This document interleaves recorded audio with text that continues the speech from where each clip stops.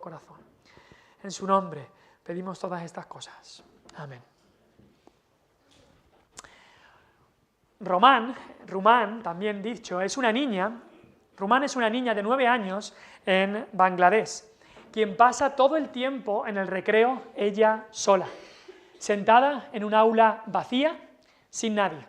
Nadie quiere jugar con ella. Mientras los niños juegan, ella está sola, todos la rechazan, se burlan de ella y una vez incluso la empujaron escaleras abajo a esta niña de 9 años. Los padres de los otros niños y los profesores les dicen a todos los niños que no se junten con ella. La razón es cristiana. Sus padres han puesto también su fe en Cristo y por eso a esta familia de esta niña Rumán le han quemado incluso la casa. Otros niños cristianos, también en Bangladesh, los hacen ir andando al colegio por largas distancias porque los conductores de autobús no los recogerán. En Bangladesh el 90% de la población es islámica y la organización Puertas Abiertas, que estuvieron este verano aquí con nosotros, está ayudando en este lugar.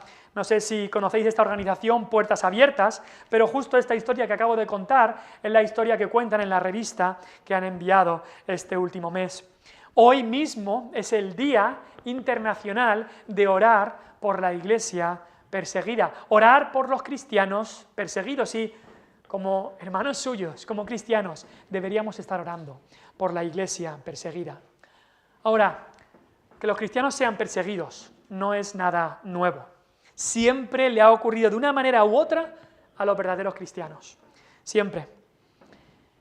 Han sido perseguidos. Desde los cristianos de los primeros siglos en el Coliseo, a hace pocos años, en los años 50, que 5 jóvenes ahí en la selva amazónica fueron alanceados por una tribu, matados por la causa de Cristo. Ya lo dijo Jesucristo, si a mí me han perseguido, también a vosotros os perseguirán, en Juan 15:20. Y en este mismo texto que vimos la semana pasada, en Lucas 11:49, Cristo dijo, les enviaré profetas y apóstoles, y de ellos a unos matarán y a otros perseguirán. Los cristianos van a ser perseguidos. La semana pasada, los que estuvisteis aquí, vimos cómo Jesús había acusado fuertemente a estos religiosos, los había acusado de hipocresía, eran unos hipócritas. Y Jesús no tenía miedo en decírselo. Como diríamos en España, había que tener narices, había que tener agallas para decirle esto a esta élite religiosa. Eran los intocables de la sociedad, los fariseos, los escribas y los intérpretes de la ley. Incluso Jesús se lo dijo en la misma casa de un fariseo. Jesús no se echaba para atrás. Es verdad que Jesús era compasivo, él mismo se describió su corazón como manso y humilde de corazón, pero también era fuerte y valiente de corazón. Jesús no tenía ni un gramo de cobardía. Y cuando incluso como vimos la semana pasada, cuando ese intérprete de la ley se comenzó a quejar diciéndole, Jesús, nos estás insultando a nosotros también. Jesús, ¿qué hace? ¿Se echa para atrás? No, va a la yugular de este y empieza a acusar también a estos intérpretes de la ley. Y al final ese que se quejó recibió más palos que una estera, como diríamos. Por eso, en este último versículo, llamado el último versículo del capítulo 11, vemos cómo estos religiosos estaban echando encima de Jesús, estaban totalmente rabiosos. Jesús de alguna manera les había quitado la careta, de alguna manera Jesús los había expuesto, los había destrozado con sus palabras, así que comienzan a acosarle verbalmente. Y nos dice ahí, en esos últimos versículos, que Jesús, cuando decía estas cosas, los escribas y los fariseos comenzaron a estrecharle, versículo 53, eso es, a apretarle, a hacer todo lo que podían para ir a por él, incluso a provocarle a que hablase de muchas cosas, a ver si le decimos y lo provocamos y habla de algo que se equivoca. Incluso dice ahí, acechándole. Como el gato acecha para cazar al ratón, así estaban acechándole como en una emboscada para ver si lo podían cazar y Cristo decía algo mal y entonces podían acusarle y quitárselo de en medio. Y ahí estaba, en eso, cuando la voz empieza a correr. En esta lucha verbal, si se puede decir así, la voz empieza a correr y la gente se empieza a enterar. Y la gente empieza a escuchar y dice, ¿qué? ¿Que Jesús le ha dicho todo eso a los fariseos? ¿A estos que nadie se le puede decir nada? Aquí hay una persona que está plantando cara a los fariseos, a los escribas, a los intérpretes de la ley, y no pueden con él. Esta gente tenía respuesta para todo, pero no tenían respuesta para Cristo. Así que la gente empieza a venir. Y en el versículo 1 del capítulo 12 se nos dice ahí que en esto empiezan a juntarse por millares, no es unos cuantos, por millares, miles. Empiezan a venir a donde estaba Jesús, empiezan a juntarse por millares tanto que unos a otros se atropellaban. Había ahí una multitud, un gentío tremendo. Ahora, no pensamos que todos estos venían porque amaban a Cristo, porque amaban lo que decía Cristo. No, muchos venían porque les gusta una buena pelea. Igual que en un instituto, cuando hay muchos chavales que se empiezan a juntar, suele pasar porque alguien se está peleando. Igual aquí, se empiezan a juntar todos, ¿por qué? Porque lo que querían ver era a ver cómo va la pelea, a ver quién gana, a ver si Jesús les contesta y a ver lo que le contestan ellos. Así vienen todos. Así que en medio de todo esto, Jesús hace algo sorprendente. No empieza a hablar a los millares de personas que hay ahí, no les habla a los millares de personas. Incluso tampoco sigue acusando a los fariseos, no. Nos dice el versículo 1, que Jesús comenzó a decir a sus discípulos primeramente. A sus discípulos primeramente. Jesús tenía un mensaje especial para sus discípulos, o a los que llama también en el versículo 4, amigos míos. Para los suyos, para sus discípulos, para sus amigos, para los que Él iba a dar su vida, para aquellos que, como dice después también, para Él valían mucho. Así que vemos aquí que en medio del tumulto, en medio de la oposición, Jesús quiere darle a sus discípulos un mensaje, unas palabras de ánimo y de aviso, ya que iban a enfrentar persecución.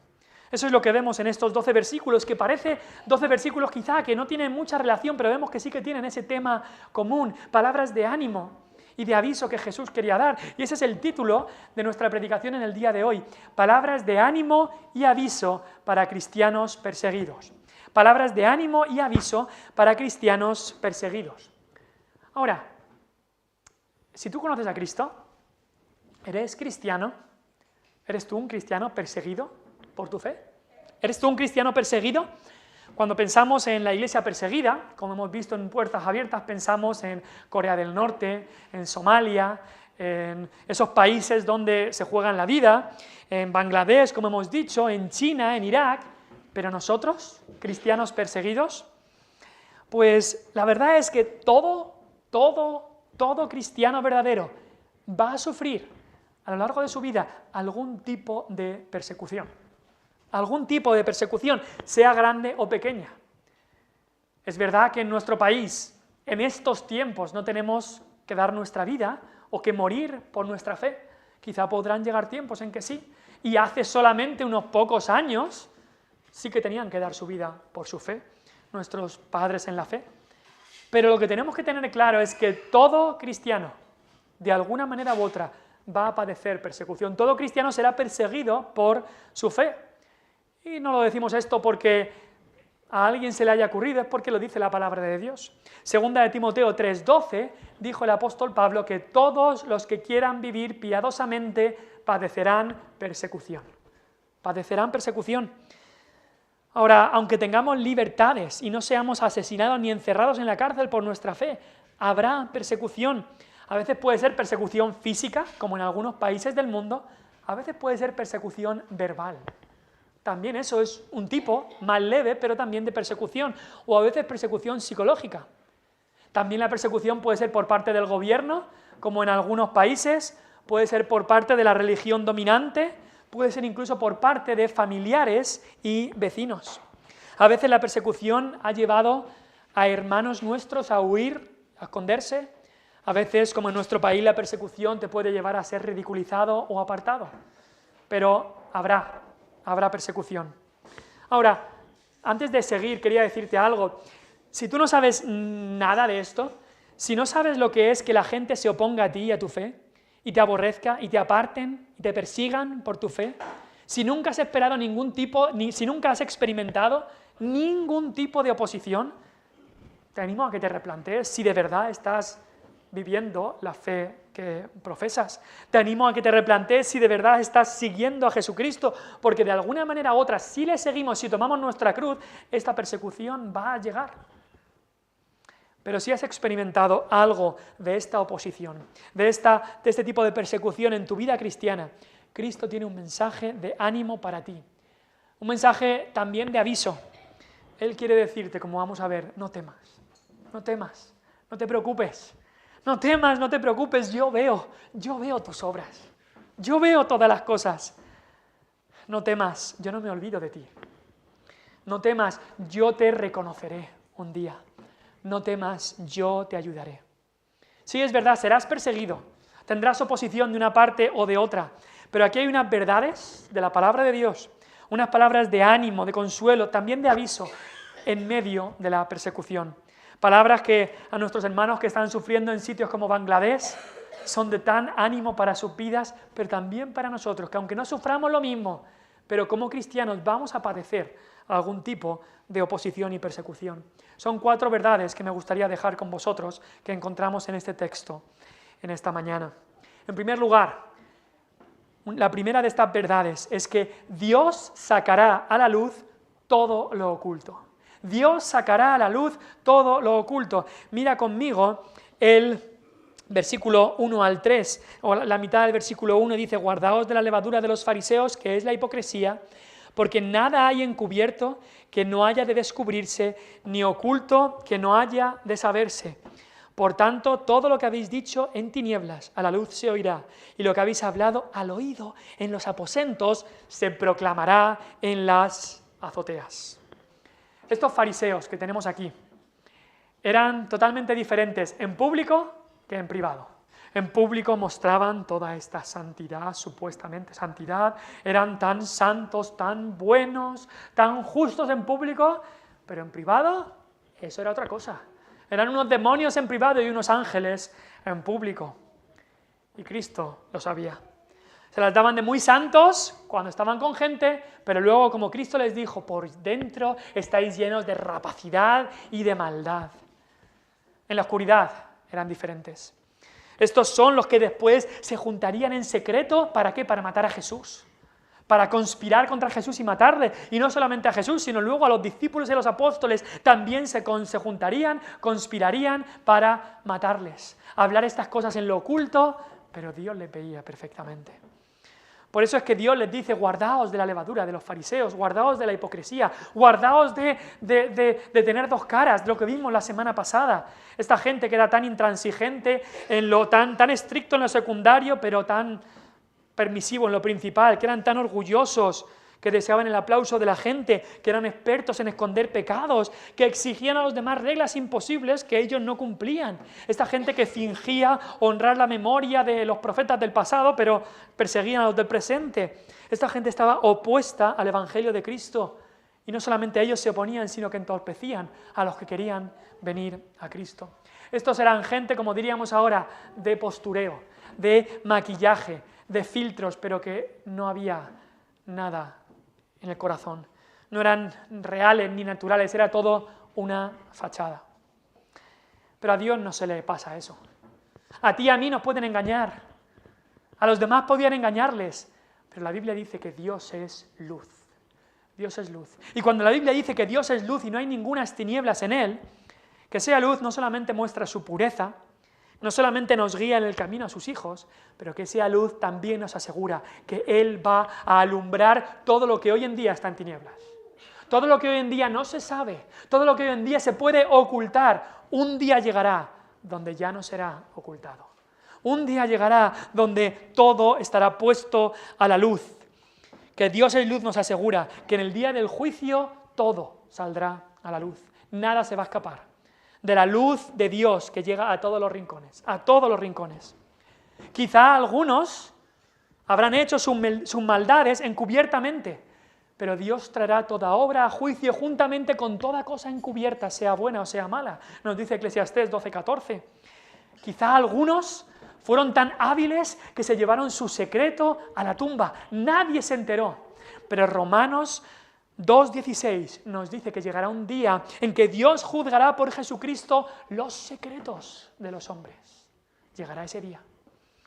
Quizá algunos han ocultado su pecado tan bien que hicieron en las tinieblas que nadie se ha enterado, pero la Biblia dice que llegará un día en que el Señor aclarará. Él es luz, la luz aclara, y Dios aclarará también lo oculto de las tinieblas. 1 Corintios 4, 5.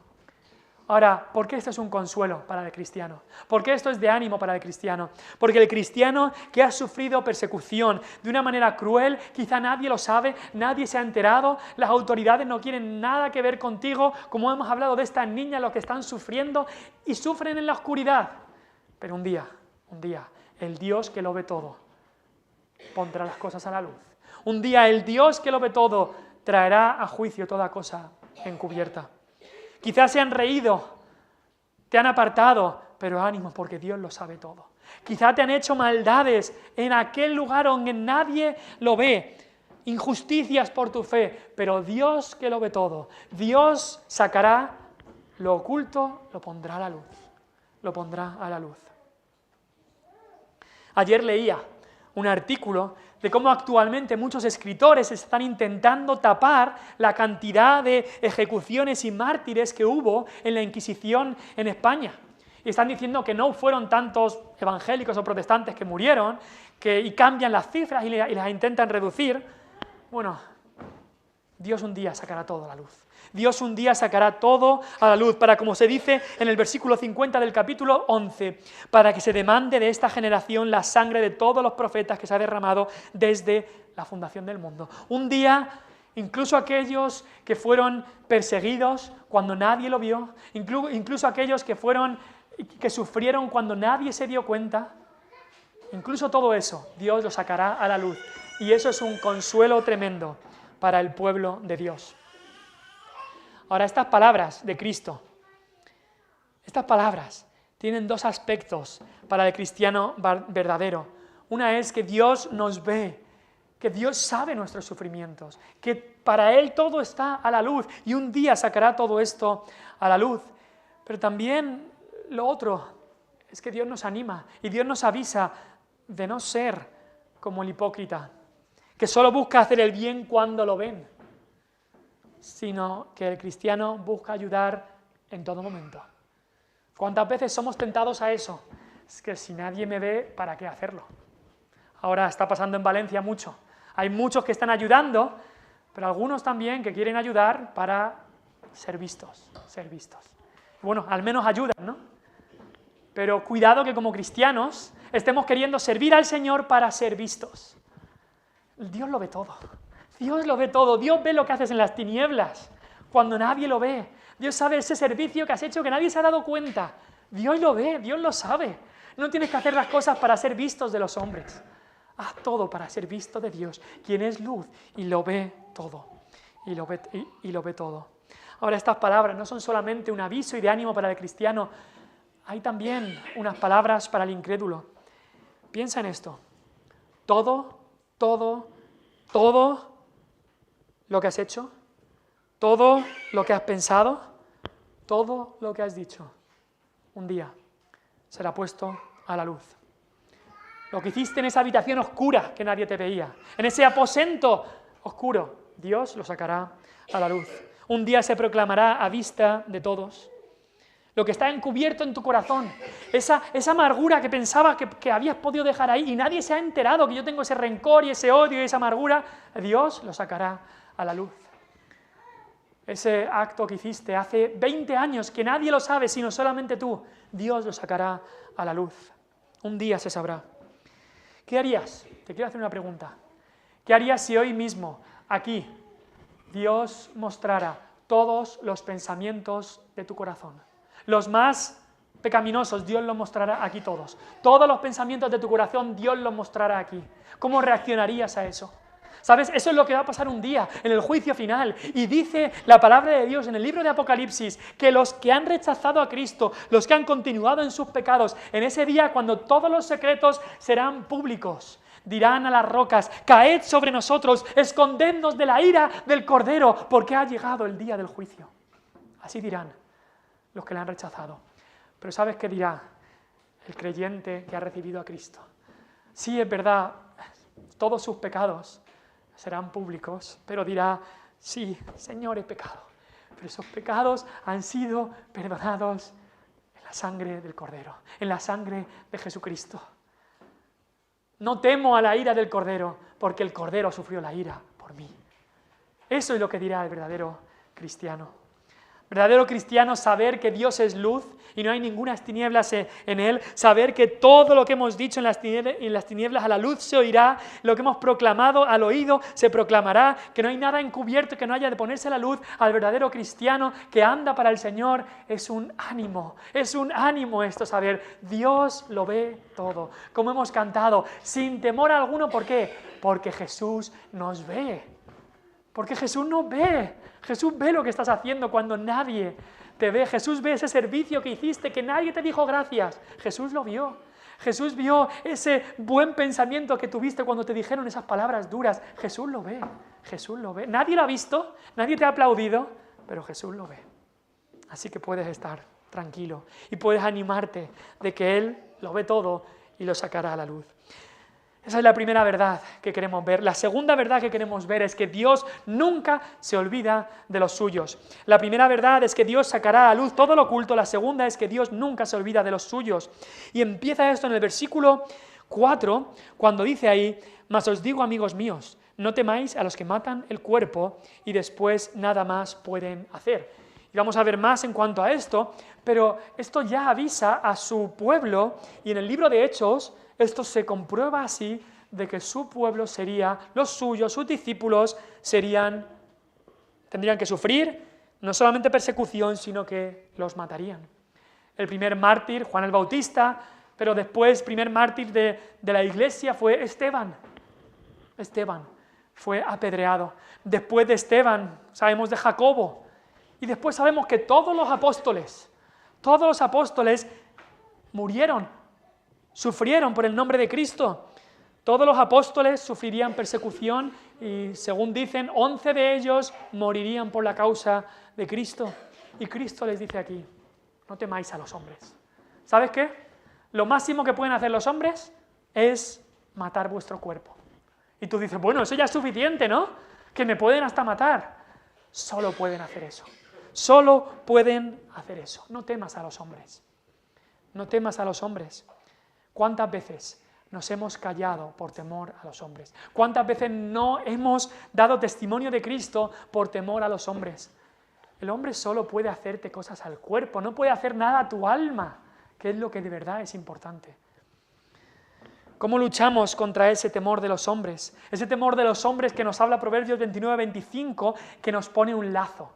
Muchas veces nos pone un lazo en la boca el temor de los hombres y no hablamos. Es que hay mucha gente aquí, es que si digo algo, es que me van a hablar mal, se van a reír de mí, es que yo no sé. Y nos pone lazo y no hablamos. Nos pone un lazo a las manos y no hacemos. Es que si yo hago esto, o voy a la iglesia, o hago tal, es que van a decir de mí. Y nos pone lazo en las manos, nos pone lazo en la boca, nos pone lazo en los pensamientos, nos agarra el temor del hombre y no nos deja vivir como Dios quiere que vivamos. ¿Y cómo luchamos contra este temor de los hombres? La respuesta es con un temor superior. Hay un temor superior que quita el temor de los hombres, y ese temor es el temor de Dios. Versículo 5, pero os enseñaré a quién debéis temer. Temed a aquel que después de haber quitado la vida tiene poder de echar en el infierno. Sí os digo, a este temed. No temas a los hombres, teme a Dios. Teme a Dios. Teme a Dios y entonces no temerás a los hombres. ¿Cómo vas a temer a los hombres si al que temes es a Dios? Los hombres solo pueden destruir tu cuerpo temporal, que al fin y al cabo un día ese cuerpo también será destruido y morirá. Pero Dios es el que puede destruir tu cuerpo y también tu alma en el infierno por toda una eternidad. Témele a Él. El temor del Señor, decía Salomón, es el principio de la sabiduría. Teme a Dios. Dios es grande, tú pequeño. Dios es fuerte, tú débil. Dios es todopoderoso, tú no tienes nada que hacer. Teme a Dios. Y eso echará fuera los otros temores. Y algunos dicen, bueno, pero has dicho ánimo, ¿no? No veo dónde está el ánimo aquí. Es que este verdadero temor de Dios, los siguientes versículos nos hablan de algo precioso. El versículo 6 dice, ¿no se venden 5 pajarillos por 2 cuartos? Con todo, ni uno de ellos está olvidado delante de Dios, pues aún los cabellos de vuestra cabeza están todos contados. No temáis, no temas a los hombres, teme a Dios, pues más valéis vosotros que muchos pajarillos. Jesús aquí habla de dos ilustraciones que la gente conocía perfectamente. Una es en cuanto a pajarillos, que sería como el típico gorrión. Y aquí nos dice que 2 de estos gorriones valían un cuarto. Digamos, 2 gorriones valían 1 euro. Y incluso parece ser, bueno, en el texto de Mateo nos dice que 2 gorriones valían 1 euro, digamos, por ponerlo en nuestros términos. Aquí nos dice que 5 gorriones valían 2. Así que, si os fijáis, tenían ahí una especie de oferta, que 2 por 1 euro y 5 por 2 euros. Ganaban uno si compraban más. Pero era un pajarillo normal y corriente, un gorrión de estos que te encuentras por los pueblos, por las ciudades. ¿Qué vale un gorrión? ¿Qué vale uno de estos pajarillos? En tiempos de hambre quizá algunos los quieren cazar para comer algo, pero no valen mucho. Es como el animal que te encuentras más poca cosa que hay. Y aunque sea un animal tan poco valioso, un ave tan poco valioso para el hombre, nos dice Jesús aquí algo sorprendente. Dios no se olvida de ninguno de estos gorriones. ¿Sabes cuántos gorriones hay en el mundo? 1.500 millones de gorriones. Y Dios no se olvida de ninguno de ellos. Dios sabe perfectamente dónde están estos 1.500 gorriones y no se olvida de ninguno. ¿Cómo se va a olvidar de ti? ¿Cómo se va a olvidar de ti? Y luego hace otra ilustración Jesús con los cabellos, con el pelo, y algunos que se nos están cayendo, otros de vosotros que veo que ya se os han caído la gran mayoría. ¿Sabes cuántos pelos tienes? Cuando tenías el pelo, tenías 150.000 pelos. 150.000 pelos. ¿Y qué valor tiene un pelo? Yo creo que me puedo sacar un pelo y vendérselo a alguien. ¿Qué valor tiene un pelo? Un pelo no vale nada. ¿Y sabes qué? Dice Jesús, todos vuestros pelos están contados. Y esto no es simplemente una ilustración, esto es verdad. Dios sabe exactamente los pelos que tienes en la cabeza. Esto para la mente de muchos de los judíos, quizá no, pero de los gentiles esto era una locura. Para ellos los dioses eran personas ahí que no se ocupaban de nada de los hombres, algo les importaba, pero las cosas pequeñas de la creación pasaban olímpicamente. Pero aquí Jesús nos muestra que al único Dios verdadero le importan hasta las cosas bien pequeñas, como los gorriones del campo y los pelos de la cabeza. Y entonces lo que nos está diciendo es, si Dios cuenta los pelos, si Dios no se olvida de ningún gorrión, ¿cómo no va a cuidar a vosotros? ¿Cómo se va a olvidar de vosotros? ¿Cómo va a hacer eso? Por supuesto que a su pueblo lo va a cuidar. Por supuesto que de su pueblo nunca se va a olvidar. Los lleva escrito en su corazón, los lleva escrito en sus manos. ¿Cómo se va a olvidar Cristo de su pueblo? Por supuesto que no. Así que tenemos un gran ánimo de saber, Dios se acuerda de nosotros. Y no solamente se acuerda de vez en cuando, no, es que sabe todo y se acuerda cada día y nos recuerda con amor porque Él envió a su Hijo a dar su vida por nosotros. Él sabe todo lo que estás pasando, Él sabe las cosas pequeñas que estás teniendo que sufrir. A veces dices, no, es que esto es tan pequeño, no sé si traérselo al Señor en oración. Si al Señor le importan y sabe hasta los pelos que tienes en la cabeza, ¿cómo no le van a importar las cosas que están en tu corazón? Claro que le importan. Quizá tú dices, bueno, pero yo no soy un gran cristiano. De mí Dios seguramente no se acuerde. Por supuesto que sí. Ay, pero yo estoy sufriendo esto o aquello. Por supuesto que Cristo lo sabe y se acuerda. Incluso cuando tiene que sufrir el cristiano, Dios no se olvida de ninguno de ellos. Habrá algunos en la historia que han sufrido. Y a veces algunos parece, para los ojos del mundo, han tenido que morir solos. Pero no estaban solos. El apóstol Pablo es un ejemplo. Muchos le abandonaron cuando el apóstol Pablo ya estaba cerca de ser morido, de ser muerto, ejecutado.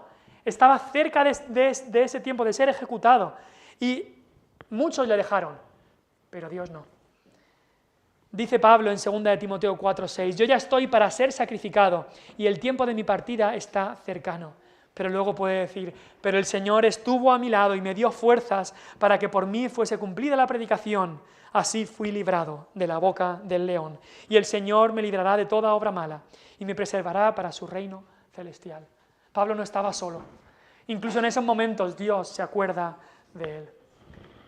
Y lo que está queriéndonos decir aquí el Señor Jesús es que no temas a los hombres. Los hombres solo pueden destruir el cuerpo. Teme a Dios, quien puede destruir, quien tiene el poder de hacer daño en el cuerpo y en el alma. Él tiene el poder sobre el cuerpo y el alma. Pero témele sabiendo que a sus hijos, a los suyos, Él ha prometido salvarte y cuidarte para siempre. Sí, no temas a los hombres, teme a Dios, pero témele con la confianza del que sabe, Él me ha salvado. Si Él ha enviado por mí su propio Hijo, ¿cómo no nos dará también con Él todas las cosas? ¿Cómo no te va a cuidar a ti? El 22 de diciembre de 1560 fue el día en que Julianillo Hernández, un reformador español, fue sentenciado a la hoguera por ser evangélico y por distribuir Biblias y literatura bíblica evangélica en la España católica. Otras 14 personas también fueron condenadas el mismo día por el mismo delito. Julianillo fue llevado a la hoguera con una mordaza en su boca. Sin embargo, antes de encender las llamas, le retiraron la mordaza y vinieron dos religiosos para intentar persuadirlo de que negara su fe. Este hombre Julián, quien era pequeño de cuerpo pero grande y valiente de corazón, los llamó hipócritas y cobardes y recogió unos trozos de leña que se puso sobre su cabeza y sus hombros, mostrando que estaba listo para ser quemado. Entonces fue atado de pies y de manos, como no quería retractarse de su fe, y fue quemado vivo, lo que soportó hasta su muerte en total silencio. Así terminó la vida de este hombre, Julián Hernández, quien esparció la Biblia y literatura bíblica por toda la España de su país. Y él podía decir lo que dice aquí el Señor Jesucristo: no temáis a los que matan el cuerpo. No temáis a los que matan el cuerpo y después nada pueden hacer. Es lo máximo que pueden hacer, matar tu cuerpo. Teme a Dios. Él tiene el control de cuerpo y alma. Teme a Dios, sabiendo que Él cuida de los suyos, sabiendo que Él no se olvida de los suyos. Nunca se olvida. ¿Quién nos separará del amor de Cristo?, dice Pablo. ¿Tribulación, o angustia, o hambre, o persecución, o peligro, o espada, o la hoguera, o la risa de tus compañeros, o lo que te hagan en el pueblo, o que te echen un tomate? No, nada nos puede separar del amor de Cristo, que es en Cristo Jesús. Del amor de Dios, que es en Cristo Jesús. En tercer lugar, queremos ver otra verdad que nos anima. Hemos visto cómo Dios sacará a la luz todo lo oculto. Dios nunca se olvida de los suyos. En tercer lugar, Dios el Hijo reconocerá a los suyos ante Dios. Dios el Hijo, Jesucristo, reconocerá a los suyos en el cielo. Lucas 12, del versículo 8 dice: os digo que todo aquel que me confesare delante de los hombres, también el Hijo del Hombre le confesará delante de los ángeles de Dios. Mas el que me negare delante de los hombres será negado delante de los ángeles de Dios. La Biblia habla claramente que un verdadero cristiano confiesa a Jesucristo. ¿Qué es confesar? Es declarar abiertamente el nombre de Jesucristo. En Romanos 10 leemos, dice Pablo ahí: esta es la palabra de fe que predicamos, que si confesares con tu boca que Jesús es el Señor y creyeres en tu corazón que Dios le levantó de los muertos, serás salvo. Porque con el corazón se cree para justicia, pero con la boca se confiesa para salvación. ¿Sabes cuál es la palabra aquí en griego, la palabra confesar? No estamos hablando de confesar tus pecados, por supuesto, ni delante de un sacerdote. No es confesar los pecados lo que está hablando, es confesar a Jesucristo. Y la palabra ahí es la palabra homologar, la misma palabra que hoy tenemos en español como homologar. ¿Qué es homologar? Es igualar una cosa con la otra. Alguien le hace un cambio a un coche y tiene que homologar el cambio que ha hecho para que esté de acuerdo a la ley. Tiene que homologar para que esté de acuerdo. Es igualar una cosa con la otra. Confesar a Jesucristo es homologar lo que hay en tu corazón con lo que sale por tu boca. Confesar a Jesucristo es igualar lo que hay dentro a lo que hay fuera. Que la boca y la vida confiesen lo mismo que cree el corazón. Eso es lo que dice aquí. Confesar a Jesucristo.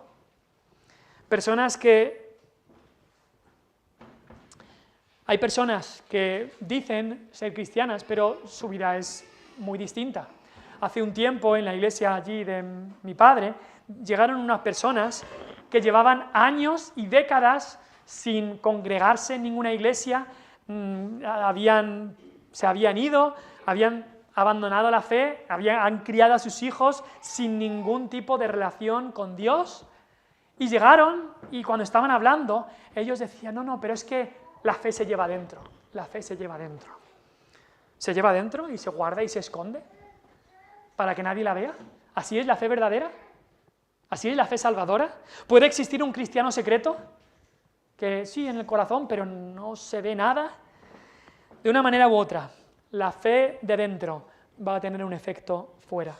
Debes confesar el nombre de Cristo, diciendo, Él me ha salvado. Confesarle delante de los hombres también con el bautismo. Confesar en este mundo diciendo, yo era un pecador y Cristo me ha salvado. Cristo es mi Salvador. Eso es lo que se espera de un cristiano. Y aquí está la promesa. Aquí están las palabras de ánimo. Si tú confiesas a Jesucristo. Ahora te quiero decir, es importante, jóvenes, mayores y adultos, es importante que lo que creas en tu mente llegue a tu corazón y lo que creas en tu corazón se confiese con la boca.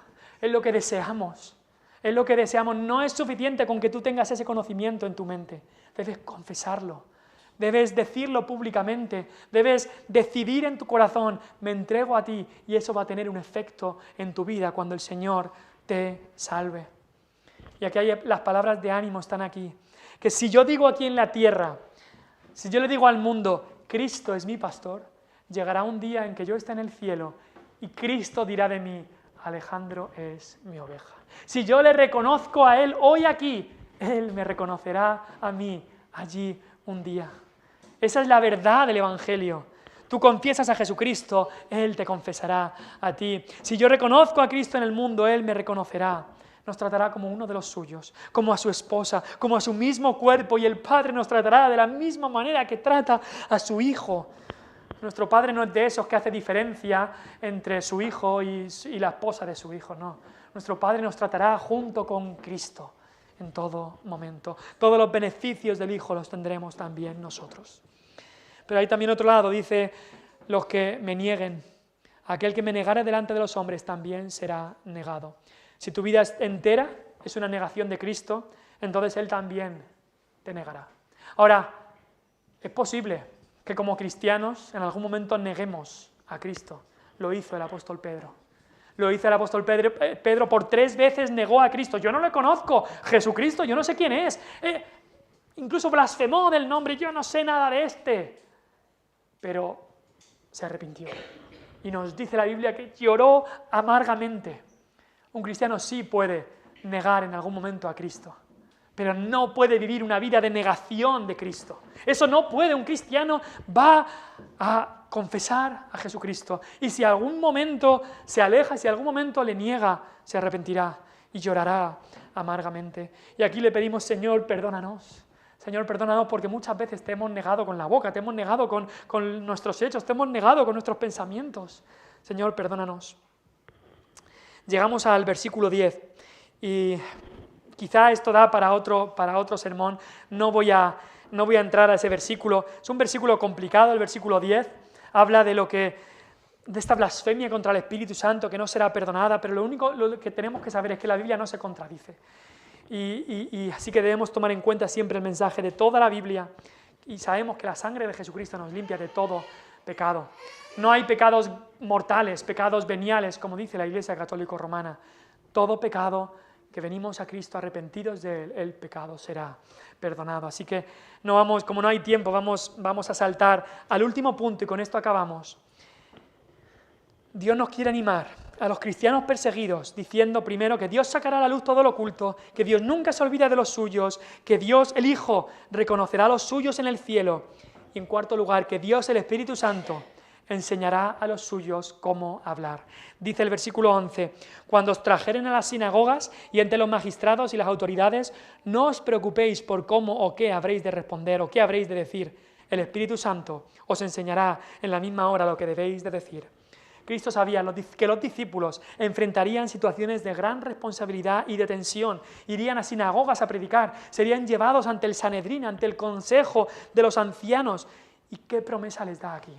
Una promesa tremenda diciéndoles, el Espíritu Santo os enseñará, os guiará, os mostrará lo que tenéis que decir en cada momento. Ese Espíritu Santo es el consolador, es el que nos consuela. Y para muchos esto es una gran consolación saber, no depende de mí lo que vaya a hablar, Él me ayudará porque yo no puedo. Muchas veces decimos eso, ¿no? Es que yo no sé lo que tengo que decir. Claro que no sabes. Pero el Espíritu Santo te lo mostrará. Él hablará dentro de ti. Él te enseñará en esa misma hora lo que debes decir. Él te dará las palabras. Y seguramente puedes decir que a veces has salido de conversaciones diciendo, no sé ni cómo he dicho eso. No sé ni cómo he dicho yo esas palabras. Es que no las has dicho tú.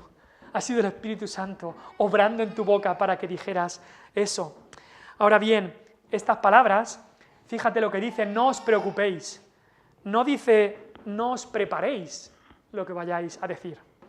No dice, no estudiéis la palabra para saber cómo responder. No dice eso. Lo que dice es, no os preocupéis. Que esto no sea un afán y una preocupación en tu vida, es distinto. Algunos han utilizado este versículo para decir, no hay que estudiar la Biblia. Como pastor, yo no tengo que estudiar la Biblia. Yo lo que tengo es que orar, que el Espíritu Santo me llene y me dé las palabras y pasarse horas estudiando la Biblia y los idiomas originales y los comentarios, ¿para qué? No.